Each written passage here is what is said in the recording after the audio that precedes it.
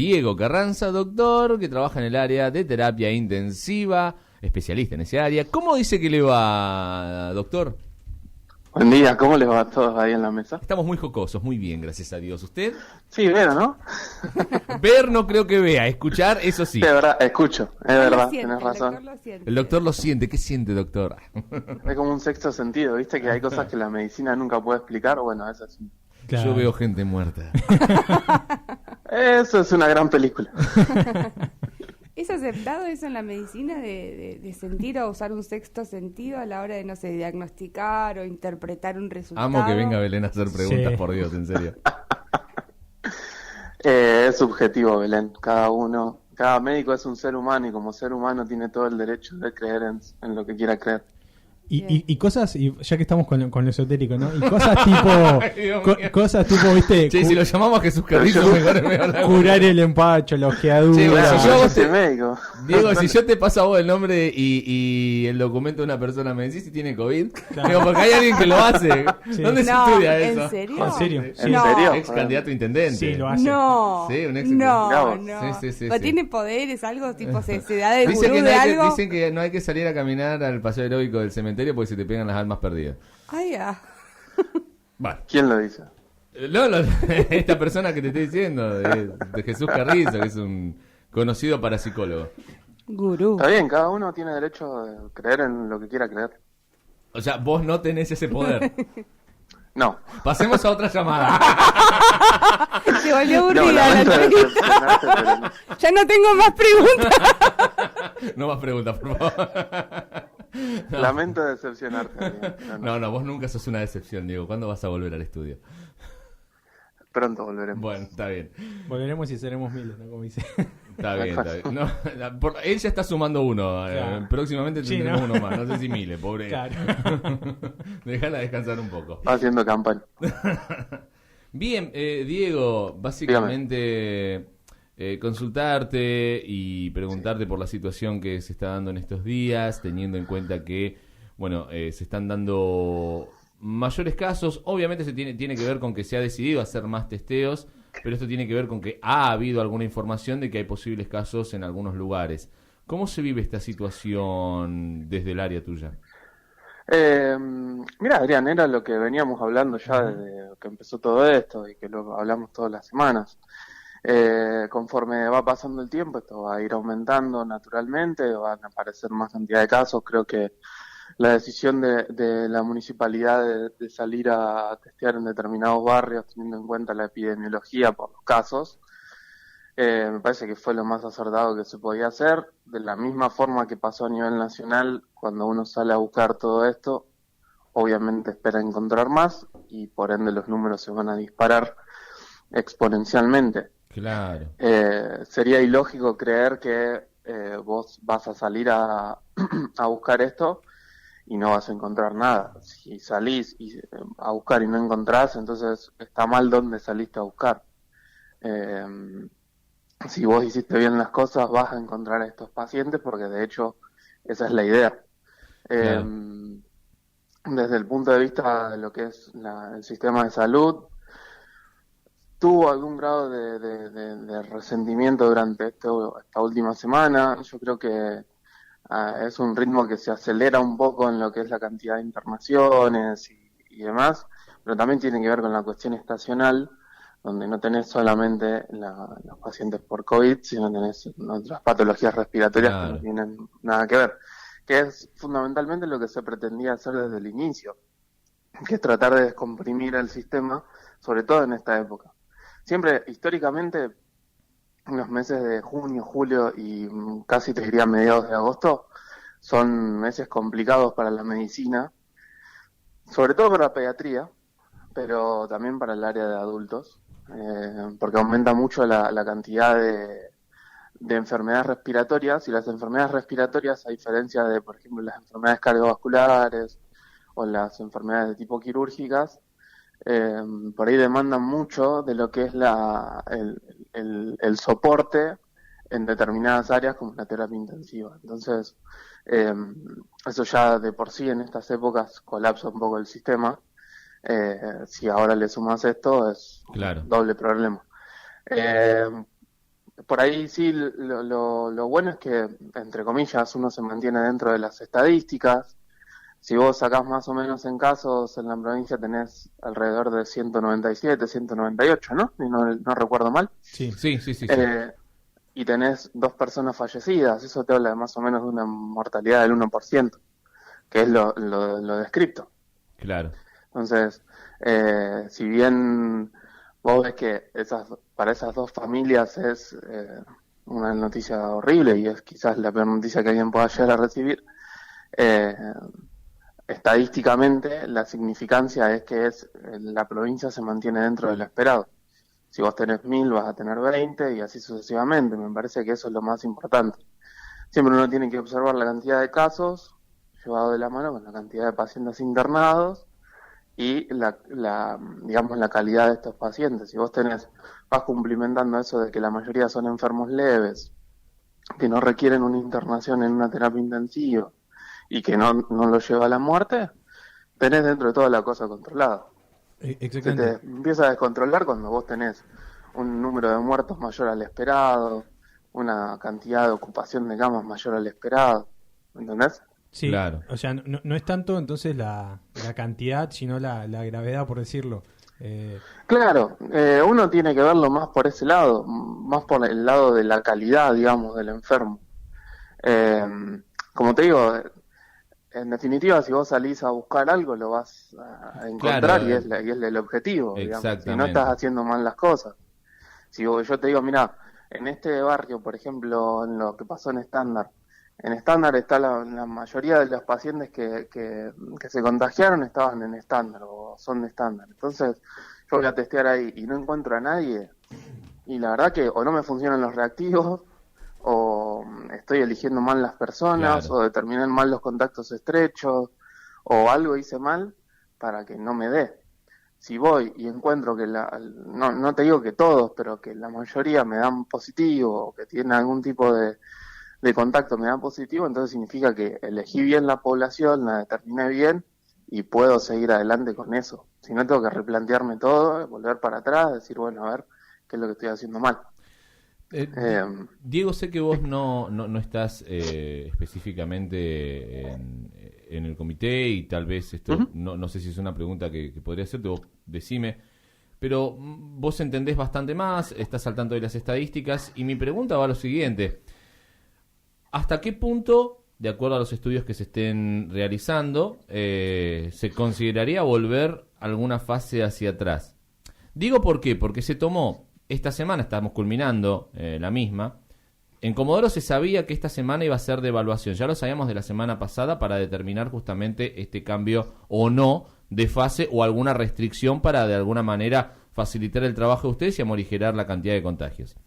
Era una semana importante. Se determinó el tema de la circulación comunitaria de una forma bastante peculiar, eso no importa. La realidad es que se siguió trabajando de igual manera, solamente se pidió que se circule por DNI y alguna que otra restricción menor para obviamente no perjudicar la parte económica y tratar de que la gente circule menos. Pero, dada la cantidad de casos y la posibilidad de que en algún momento se ocupen más camas de terapia intensiva, que creo que es la parte que más hay que cuidar en definitiva, vos estadísticamente, ¿cómo lo ves? ¿De acá a cuánto más deberíamos determinar cuándo se vuelve para atrás? Y a ver, estadísticamente, ¿no? si uno tiene que seguir los modelos que se siguieron en la mayoría de los lugares, si bien digo, de las ciudades o provincias donde pasó esto, y si vos me preguntás, el día de hoy deberíamos estar en fase 1, por definición, digamos. Cuando uno determina una circulación comunitaria, tenés que volver para atrás, cerrar todo y empezar por 14 días decir, bueno, no hay nada de circulación, entonces uno entiende que el virus no va a circular y por ende no debería haber contagio. Ahora, ¿cuán factible es hacer eso en un contexto de recesión económica y todas las cosas que pasan hoy por hoy? No entendiendo solamente a esto como la cuestión de la salud, y ahí ya pasa por otras aristas que son difíciles de determinar, creo yo. En lo particular no creo que acá tengamos un número como estadístico guía. determinado, claro. Claro, exactamente. Me parece que va más a cómo se comporta la enfermedad, es decir, lo que contaba recién, de que uno pueda determinar dónde está el foco, que pueda hacer el seguimiento de esos pacientes y en base a eso confiar también un poco en la población. A ver, tampoco hay malas experiencias desde ese lado. Digo, hay países directamente que han determinado no hacer un aislamiento tan estricto y tampoco le fue tan mal. Claro. Obviamente que eso lo podés hacer cuando vos tenés mucha confianza en tu población y sabés que tu población va a cumplir, o sea, a ser consciente del riesgo al que se expone y al que expone al otro, al tomar determinada conducta para salirse de esa norma o de esa recomendación. Sí, tal cual. Eso ya lo dejo a criterio de cada uno. Si nuestra población argentina en general es como para tener esa responsabilidad o no, si tenemos esa responsabilidad civil, entre comillas, o no. Y creo que va más por ese lado. Repito, no creo que haya un número mágico donde uno diga, bueno... No, está bien. Que al Pensaba principio... en una guía más que nada, pero bueno, entiendo lo que vos decís, claro, claramente. Pero me entendés, al principio te acordás que se hablaba, por ejemplo, en Capital Federal que decían, bueno, cuando se llega a los 200 o 400 casos por día es que tiene que volver todo para atrás. Y qué claro, sé yo. y hoy estamos en... más de 1000. Y hoy al final están más de 1000 y la ciudad sigue para atrás. ¿Y qué vas a hacer? ¿Lo vas a mantener definidamente claro, todo son cerrado muchas, porque no exactamente. baja a 200? Son muchas variables. Claro, Diego, ¿cómo estás? Luis te habla. Te quería Hola, hacer Luis. una pregunta. Sí, en estos 110 días, ¿qué cambió que está diferente al primer día respecto del sistema de salud? ¿En qué parte se fortaleció o en qué parte sigue igual? ¿Te referís a nivel local? A nivel local, sí, nacional? exactamente. Digo, se suponía que en estos 100 días teníamos tiempo como para fortalecer, no sé, la cantidad de camas, de respiradores, Uh-huh. de cambiar los procesos como para que sea más eficiente, no sé. Mira, a nivel local, al menos en las instituciones que yo conozco, lo que por ahí se nota como un gran cambio es justamente ese punto que vos nombraste del fortalecimiento de algunos procesos. Creo que hay algo de inversión, obviamente hubo algo de inversión respecto de compra de equipos y terminar algunas obras de infraestructura, pero más que nada el gran cambio fue a través del cambio de determinados procesos. O sea, el fortalecimiento y el volver más eficaces determinados procesos. Creo que eso es el punto fundamental en todo esto. Más allá de la cuestión, como te digo, desde lo infraestructural, que sí obviamente se invirtió y tiene una mejora. Claro. Creo que la mejora, tanto en infraestructura como en equipos, no te sirve de nada si vos no tenés un proceso correctamente coordinado y determinado. Claro, yo creo que lo que se ha logrado en este último tiempo también es la experiencia y la preparación que han tenido y sí, eso ni hablar, eso es fundamental. Eso creo que suma un montón. Porque de alguna Sí, manera eso es como que uno pensaba, bueno, el primer tiempo en Comodoro no había casos y era como, bueno, no pasa nada. Pero en realidad hubiese sido bueno, y como pasó, que tuvimos un caso, para que de alguna manera el equipo de salud, en todas sus áreas, de alguna manera tenga una primera experiencia para saber cómo manejarse. Y tal vez pudo haber, como todo, haber habido algún error y que eso, como vos decís, se fortaleció y se pudo de alguna manera subsanar y salir adelante. De hecho, a ver, más allá de los miedos que puedan llegar a haber, de si colapsa o no colapsa, creo que el equipo de salud hoy está mucho más atento y más receptivo a cualquier situación que se pueda llegar a presentar. Yo creo que eso es lo que se ha ganado. Después, si analizamos las cuestiones de siempre, que tienen que ver con inversiones, infraestructura y cuestiones, y falencias, evidentemente, siempre vamos a encontrar si vamos por ese lado. Pero yo creo que la experiencia que ha ganado el equipo humano que está constantemente trabajando en esta situación, eso yo creo que es algo hiper positivo que se tiene a tiempo de hoy. Por ahí las preguntas que uno te hace es más que nada para llevar un poco más de tranquilidad a la gente, porque hoy lo primero que te encontrás cuando abrís los portales o los medios, lo primero que van a levantar es, bueno, murió una mujer víctima de coronavirus. Nadie te va a explicar qué pasó, cómo fue ni nada. Hay que profundizar y llevar un poquito más de tranquilidad a la gente, no para que se relajen, sino para que estén más atentos, Más pero alertas. tampoco es... infundir miedo. El miedo claro, no te ayuda. Si acá lo que hay que hacer es generar conciencia, no meter miedo. Entonces, está bueno estas aclaraciones, entendiendo que la pregunta que por ahí te hacemos a vos al no estar en el comité de crisis, pero sí trabajar en una de las áreas más sensibles de salud, creemos pertinente poder tener tu opinión. Sí, tal cual. A ver, me parece que lo que se invirtió en este tiempo en capacitación fue lo más valioso de todo, digamos. Hoy por hoy la preocupación del equipo de salud, por lo que a mí me impresiona subjetivamente, tiene que ver más con contar, por ejemplo, con equipos de protección personal antes que con un respirador o con una nueva infraestructura.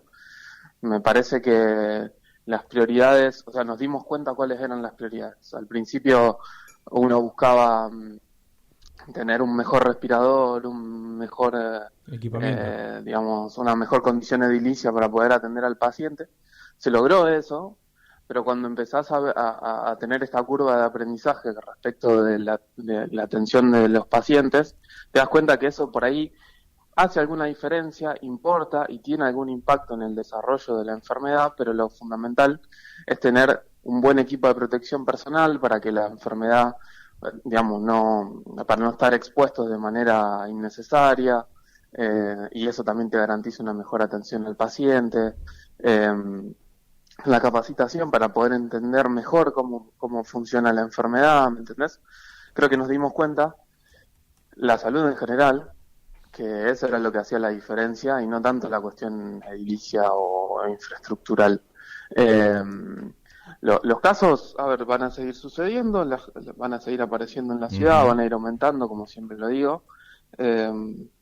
Personas van a fallecer de esto, obviamente. Hay personas que van a fallecer de esto y hay personas que van a fallecer con esto, que es distinto. Qué bueno, qué bueno me que gustó, lo sí, está muy bueno lo que acabas de decir. Sí, porque es así, digamos, cuando pasó lo del H1N1 era lo mismo. Hay personas que murieron por H1N1 y eso significa que la única causa de muerte identificable es la neumonía por H1N1 en aquel momento, en este caso la neumonitis por el COVID. Y después tenés pacientes que nunca van a desarrollar síntomas y que van a fallecer de otra causa, entiéndase un infarto, un ACV o cualquier otra cosa, que uno por ahí puede sospechar que tiene algún síntoma en algún momento que tuvo y quizás le hace un hisopado y va a dar positivo para COVID, pero no fallece de COVID, no fallece de otra cosa. Claro. Eso fue una gran discusión, por ejemplo, a nivel de Gran Bretaña tuvo ese problema donde calificaba mal a las muertes, digamos. Entonces, al principio no tenía tantas muertes porque, digamos, pacientes que morían y que no tenían una sintomatología clara de COVID, no lo pasaban como pacientes sospechosos, no tomaban muestras ni nada de eso. Sí, no, sí. Cuando empezaron a incluirlos... Sí, perdón. De hecho, se habla como que al principio 400 o 500, entre 400 y 700 casos no se contabilizaron de esta manera, por eso que estás diciendo. Sí, totalmente. Esto es demasiado dinámico, es como, a ver... nosotros que venimos en esto desde el principio, yo creo que hemos pasado ya por unas 10 definiciones de casos distintas y por otras tantas de lo que es cuidados y demás, y cambios de tratamientos y un montón de cosas. El otro día hablaba con algunos colegas sobre cómo cambió la definición de casos, y vos ves la última que fue actualizada de principio de este mes, desde algunos días atrás. Cualquier caso respiratorio claro, es básicamente coronavirus hasta que se muestre lo contrario. Exactamente. Y pasamos de la primera, que era persona que presente tos, fiebre, dolor de garganta, y tenían que ser 2 de esos 3, y que que hayan venido de Capital Federal, de Córdoba. ¿Se acuerdan? Sí. Bueno, parece que fue hace un montón, pero no, fue hace como 4 meses. Y el otro día, ya como para ir cerrando y te vamos agradeciendo, justamente este cambio de definición era, en Perú hablamos tuvimos una comunicación con Perú y nos decía que para que les hagan el hisopado tenían que tener 5 síntomas, o sea, así que bueno, para cerrar tenemos eso una te pregunta... explica la epidemiología. Sí, para cerrar tenemos una pregunta de Belén y ya... Que si no la dejamos preguntar nos pega. No, Diego, no, gracias. recién Luis te Licenciada. preguntaba por estos 100 días, ¿no? Y yo te preguntaba, la pregunta que te quería hacer es el costo social un poco de estos 100 días, ¿no? Si bien arrancamos, hicimos una cuarentena, no había casos, la gente, o sea, yo por lo que veo hoy, la gente está cansada de escuchar la palabra cuarentena, cansada de escuchar la palabra quédate en casa, digo, y si ahora habría que volver a fase 1 y de vuelta, volver todo para atrás, ¿cuál sería el costo social de esto, no? O sea, ¿cómo crees que la gente lo tomaría o cómo ves que lo está tomando hoy? Un poco eso en lo social de lo personal ya de cada uno, ¿no? Mira, yo creo que volver para atrás sería intolerado por la Claro. sociedad. Más allá Esa de es que la quizás realidad. sea necesario por los casos, eso lo entiendo, sí. Pero... Sí, a ver, en esto tenés como digamos, una disociación entre lo que deberías hacer y lo que realmente se puede hacer. Claro. Si uno se va a lo que es la epidemiología dura, tenés que cerrar todo, no importa a qué costo, y listo. Para que la enfermedad se controle, todos adentro, como dije recién, 14 días de nadie con nadie, y en teoría eso te disminuye los casos. Ahora, cuando vos tratás de llevar ese modelo a una sociedad donde ya la tenés expuesta, como vos decís, hace más de 100 días, a un sistema de restricciones de determinadas cosas, siempre pensando obviamente en el bien mayor de la sociedad que puede llegar a ser la salud. Después podemos discutir el concepto de salud y eso ya es una discusión más de fondo y más de a largo plazo, digamos. Pero, digamos, hoy por hoy me parece que la sociedad no toleraría volver atrás hasta algo tan básico como era una fase 1 donde solamente podía salir para ir al supermercado y nada más. Diego, te agradecemos sí. el tiempo enormemente. Una pregunta sobre Dios, ¿no? Sí, ¿Vos si sos llegás Dios? a terapia intensiva y lo ves a Diego, no te fuiste con Dios. Tal cual. Así me dijeron una. Claro, si ya lo dejaste de ver, ahí estás complicado. 8, la verdad es que tenemos ahora que seguir, Sí, tenemos sí. la agenda Bien. cargadita. Ajá. Así que hoy no vamos a poder seguir molestándote con preguntas. Además ya me dijiste que no podés detectar el COVID dándote el nombre y el documento, No. así que la verdad es como que No, la verdad que ya la remamos perdí bastante. todo tu interés, ¿no? Diego, jamás, Diego. Diego, te mandamos un gran abrazo, que tengas una excelente jornada. Dios quiera que nos podamos volver a ver, tenerte en el estudio y nosotros nos reencontramos el próximo viernes. Que tengas un buen día. Dale. Gracias igualmente por ustedes. Chau, chau. Muy bien, estábamos en comunicación telefónica con Diego Carranza, con Diego Carranza, con Diego Carranza, con Diego Carranza, con Diego Carranza, con